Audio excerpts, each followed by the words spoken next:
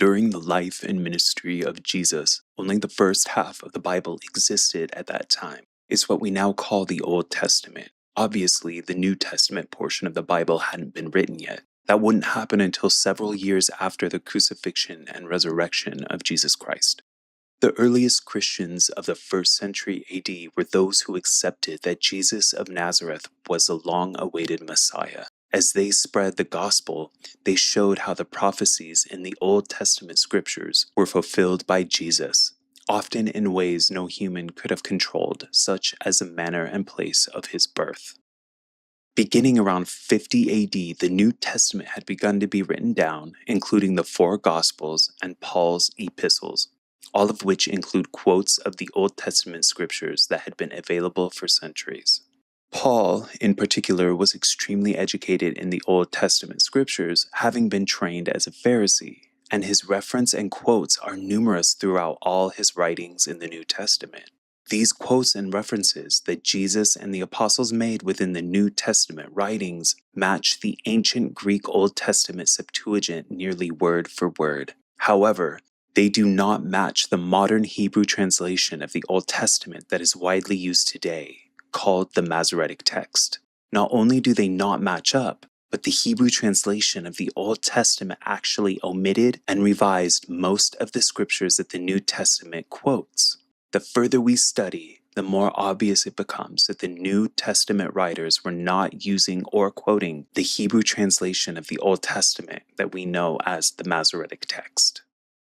Although the earliest Christians were Jewish converts, the spread of the gospel through the Gentile regions soon resulted in the majority of Christians being Gentiles, or non-Jews. During this time, there developed a great deal of animosity toward the Christian sect within the Jewish non-believers. Before Paul was converted to Christianity, he was very intent on wiping out the new Christian sect. The book of Acts records his conversion, and Paul became known as the Apostle to the Gentiles. As time progressed, the division between the Jews and Christians became heated and intense. Toward the end of the 1st century AD, there appeared on the scene a Jew named Bar Kokhba, who was determined to overthrow the Roman overlords by force. His personal charisma and abilities were such that he gathered a significant following, even to the extent that many Jews thought he was the long-awaited Messiah, who would conquer the world and rule from Jerusalem. At the same time, another Jew was coming to power, a rabbi named Akiva. He also desired power, and in a series of meetings referred to in later years as the Council of Jamnia, found a way to obtain it. When Vespasian ruled as a Roman emperor between 69 and 79 AD, Rabbi Yohanan ben Zakkai was given the imperial right to establish an academy or rabbinical school at Yavne, also known as Jamnia. Decades later, over a period of time, through a series of cunning maneuvers, Rabbi Akiva gained control over the academy. He had a passionate hatred of Jesus, and he admired Bar Kokhba. Rabbi Akiva ended up supporting Bar Kokhba as the Messiah. Akiva had a very specific agenda: to give rabbinical Judaism complete control over every aspect of Jewish life. This process did not happen overnight. However, over a period of time, this was achieved by Akiva and the Council of Jamnia. This process is outlined in detail in Dan Gruber's book called Rabbi Akiva's Messiah, where the author says, Akiva's opposition to the Christians led him to sponsor a new rabbinical Greek Bible and a rabbinical colloquial Targum. A Targum is an informal Aramaic translation of the Old Testament. It also led him to alter Pharisaic tradition. In his efforts to bring Jewish life under rabbinic authority, Akiva was consistent and relentless. Sometimes Akiva intentionally held to certain doctrines just to contradict the beliefs of the Christians. It was Akiva who put the Talmudic traditions of the oral law in writing to increase his leverage against the traditional rabbis. Rabbi Akiva and others at the Council of Jamnia denied that Jesus of Nazareth was a long-awaited Messiah. The Christians, however, had been using the Jews' own Old Testament scriptures to prove that Jesus was the Savior, the Messiah. Thus, it was either the Council of Jamnia itself or a group related to or supported by them who decided to literally rewrite the ancient Old Testament scriptures. All existing texts which were in alignment with the ancient Greek Old Testament Septuagint used by Jesus and the Christians were then burnt. This is hinted at by author Dan Gruber's comment that the rabbis decreed that even a Tanakh scroll should be burned if it was written by a Christian. Rabbi Naaman said, "We have it on tradition that a scroll of the law which has been written by a Christian should be burnt." Rabbi Akiva says, "One burns the whole thing because it was not written in holiness." It was under these conditions that the Masoretic text came into being, and every divergent text that matched with the ancient Septuagint they could find was destroyed, according to Professor S. H. Horn in The Old Testament Text in Antiquity. Rabbi Akiva and the Council of Jamnia gave us the origins of the Hebrew translation of the Old Testament scriptures that we have today, the Masoretic text. It was created in opposition to the ancient Greek Old Testament Septuagint. The Masoretic text Hebrew Old Testament revisions include the heinous corruption of the true Word of God, revising and omitting prophecies that Jesus Christ fulfilled, while also revising and omitting prophecies and promises related to the Gentiles. The Masoretic text also removed over 1,300 years from the biblical timeline's history of the world in an attempt to kick Jesus out of the prophetic chrono-messianic timeline that the rabbis of the day had believed in during Second Temple Judaism. Another blasphemous corruption of the Masoretic text was the invention and insertion of false prophecies of Israel's future restoration as a political nation within the book of Jeremiah. Witness all of these Masoretic corruptions in my previous video here, Episode 1, Establishing the Word. If you have not watched this video yet, I highly recommend that you do so before continuing.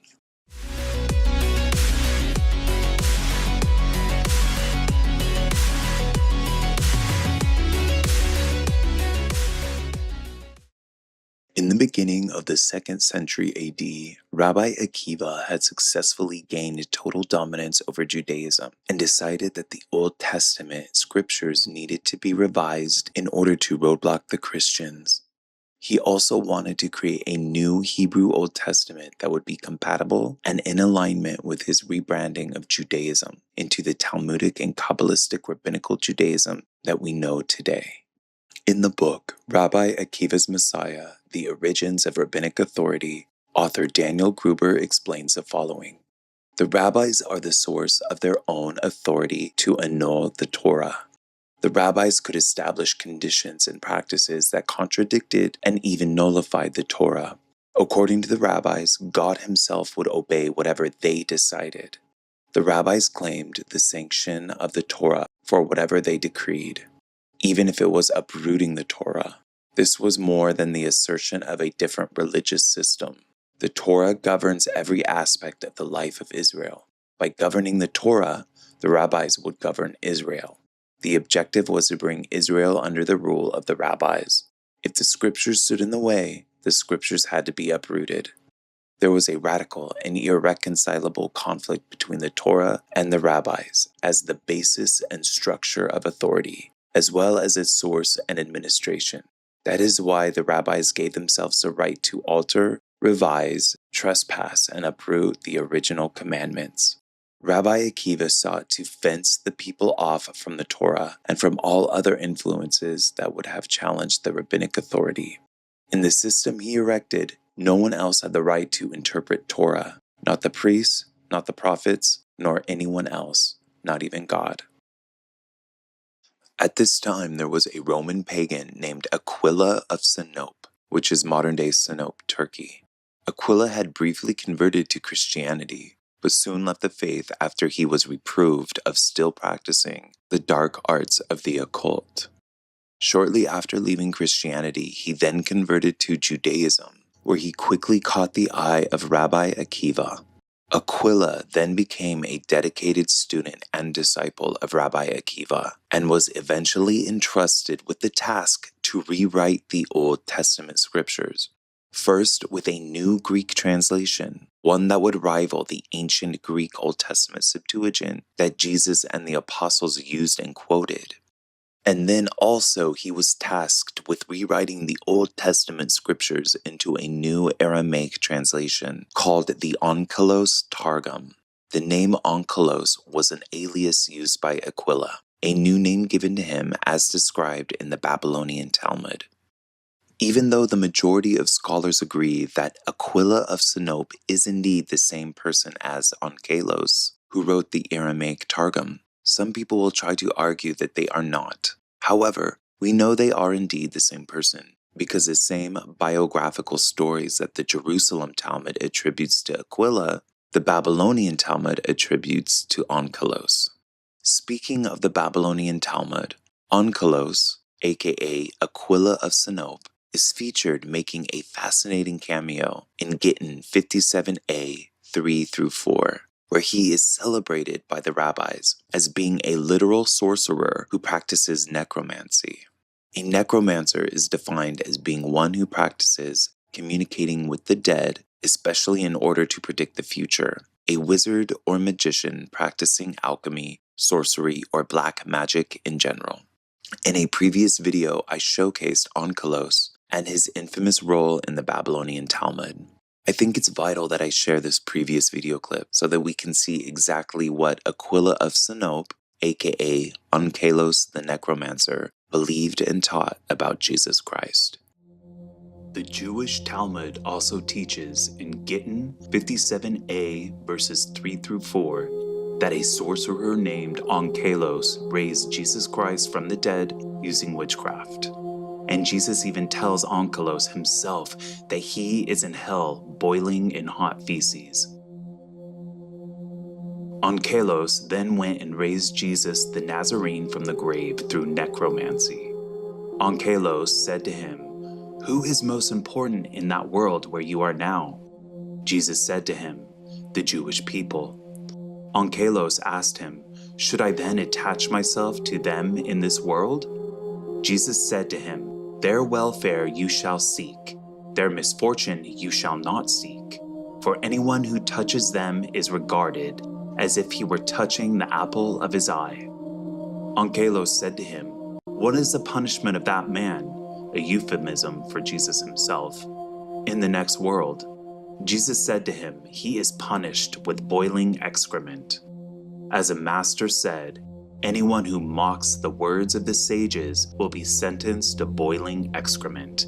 And this was his sin, as he mocked the words of the sages.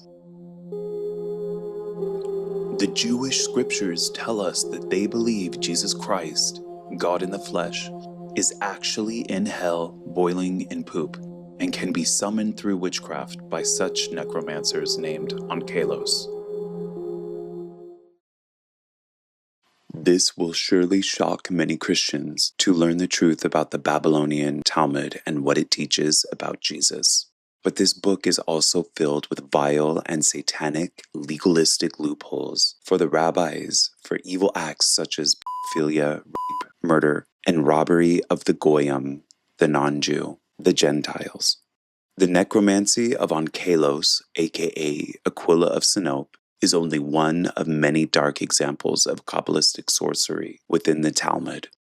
Watch the remainder of that video on Rumble to see the truth. What's even more disturbing is that the Chabad Lubavitch branch of Judaism highly respects and adores Onkelos, the Babylonian Talmud necromancer, as we read here on Chabad.org. During the period when the Jews suffered bitterly under the rule of the hated emperor Hadrian, who quelled the uprising of Bar Kokhba, razed the great city of Bethar, and murdered many Jews, among them Rabbi Akiva, approximately in the year 3880, 52 years after the destruction of the second Beth Hamikdosh. There arose a bright star that lights up the Jewish heavens even to this day. We are referring to the great Onkelos, who translated the Torah into Aramaic, a translation which is also an interpretation known as Targum Onkelos. It is printed almost in every Chumash. Targum Onkelos is so holy that when one reviews the weekly portion, as one is supposed to do every week, it has to be reviewed twice in the Chumash and once in Targum. Not only did Aquila of Sinope, aka Onkelos the Necromancer, rewrite the Old Testament scriptures into the Aramaic translation, but he also rewrote them into a Greek version in which the sneaky rabbis also called Septuagint, in their attempt to confuse the Christians in their efforts of upholding the true ancient Septuagint Old Testament that proved that Jesus was in fact the Messiah that the Jews rejected. The false Greek Old Testament that Aquila wrote, as well as his false Aramaic Targum, were the true origins of what we call today the Masoretic text Hebrew translation of the Old Testament. The unbelieving rabbis who hated Christianity and rejected Jesus Christ as their Messiah also commissioned two other Greek false rewrites of the Old Testament, one by a Jew named Theodotion and another by an Ebionite named Symmachus. These two Old Testament rewrites were also falsely called Septuagints in order to muddy the waters around the truth about the ancient Greek Old Testament Septuagint that Jesus and the apostles both used and quoted. The Onkelos Targum, along with the three false Greek rewrites, are the sole foundation for the Proto-Masoretic text Hebrew translation of the Old Testament. All four of these translations took place in the 2nd century AD. Even though Jerome incorporated these Proto-Masoretic corruptions into his Latin Vulgate translation of the Old Testament in 405 AD, the official Hebrew translation of the Old Testament, which codified the new rewrite requirements of Rabbi Akiva and the Council of Jamnia, wouldn't be finalized until the 10th century AD. Nearly 1,000 years after the life, ministry, crucifixion, and resurrection and ascension of Jesus Christ. The changes to the Old Testament we find dating from the time of the Council of Jamnia are deliberate. There are too many of them in specific places to be the result of accumulated errors by isolated copyists over the centuries or millennia. Evidence of the many changes dispels any impression that Akiba's scribes were careful not to lose a jot or a tittle, as rabbinic tradition has indicated. That is simply not true. Akiva and his colleagues had a specific agenda to fulfill, and they left no stone unturned to accomplish that. Researcher Barry Setterfield.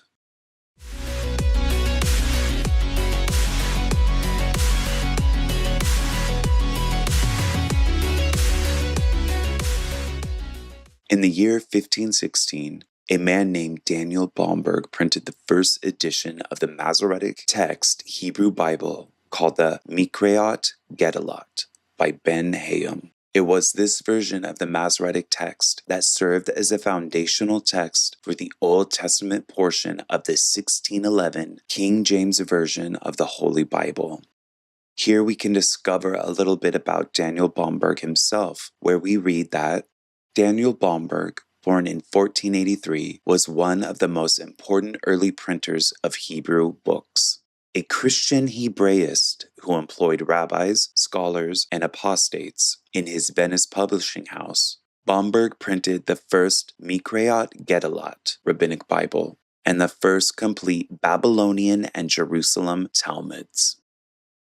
Okay, let's stop right there and just acknowledge these red flags. So even though Daniel Bomberg claimed to be a Christian, he had no problem printing the Antichrist Babylonian Talmud, which we just witnessed ourselves here what the Talmud says about Jesus, that he's in hell boiling in poop for mocking the words of the rabbis. Another oddity is that he specifically employed apostates in his publishing house. The definition of an apostate would be a Christian who renounces his faith and belief in Jesus Christ. Why would the fact that Daniel Bomberg hired apostates even be mentioned here in this biography unless it wasn't some kind of issue or big deal? This is very odd. If we keep reading, we see that Bomberg's printing of the Mikreot Gedolot was indeed the Masoretic text Old Testament translation that used Onkelos' Targum as a source text, described here as a translation of the Torah written in Jewish Babylonian Aramaic, dating back to the 2nd century AD. We find several more red flags here when we learn that Daniel Bomberg enjoyed printing anti-Christian literature. Though Bomberg opposed censorship in principle, He knew of the controversial potential of printing texts seen as threatening to Christianity. Thus, for example, the commentary of Rabbi David Kimhi was significantly censored because it contained material that could possibly be seen as offensive by Christians. These were published later in a separate book, which Bomberg released in a limited edition. That's fascinating. I think it's safe to qualify Daniel Bomberg as a sufferer of Hebrew idolatry, and my opinion is that he perhaps most likely is a crypto-Jew working side by side with the rabbis to maintain their agenda. It's not surprising that this Old Testament rabbinical Bible, the Mikreot Gedolot, used the Onkelos Targum, written by Onkelos the Necromancer himself, as its primary source text. But what is shocking and disturbing is that the Mikreot Gedolot of Ben-Hayim served as a source for the Old Testament portion in the 1611 King James Version of the Bible, especially because the KJV translators had the option of using the Greek Old Testament Septuagint as its source text, and yet they chose to dismiss it and abandon the same scriptures that Jesus and the apostles themselves used and quoted, and instead chose the Old Testament that originated from the text of the Jesus-hating Necromancer.